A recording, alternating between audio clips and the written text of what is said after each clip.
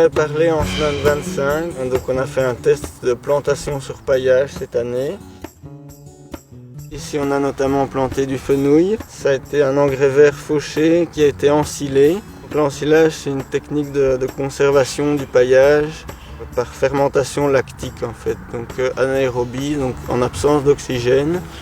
Donc c'est un peu comme une lactofermentation. Et donc ce qui se passe, c'est que le paillage est beaucoup plus nutritif parce qu'évidemment il y a des protéines qui se créent, donc c'est de l'azote en fait les protéines. Et donc cette technique d'ensilage permet au paillage d'être plus facilement assimilé. Et ici on peut voir que le paillage commence déjà à se décomposer en fait.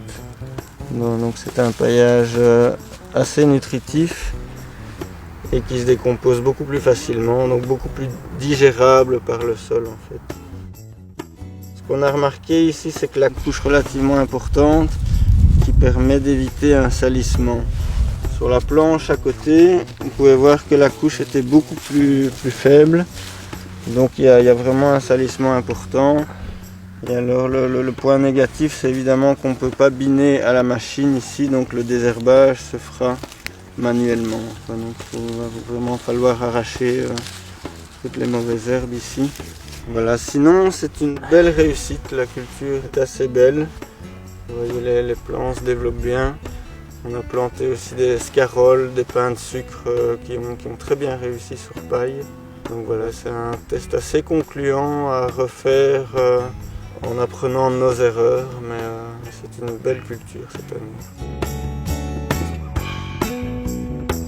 Un autre avantage du paillage, avec les saisons très pluvieuses comme on a eu cette année, c'est que ça évite une battance. Donc ici on est sur des sols à limon très fins qui ont vraiment tendance à se refermer avec les pluies.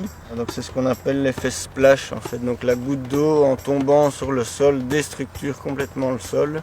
Et donc ce qu'on peut voir ici, c'est que sous le paillage, la structure est vraiment belle. Sous la paille, je peux vraiment enfoncer mon doigt comme rien. Et vous voyez, il y a déjà des vers de terre, enfin, ça grouille de vie en dessous du paillage, ça c'est vraiment un autre avantage. Et alors on pourra aller voir après un sol non paillé, vous allez voir qu'il est complètement refermé.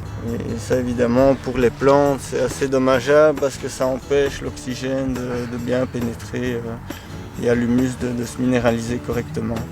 Et voilà ici ça vous voyez, donc ça n'a pas été paillé et donc le sol est vraiment dur.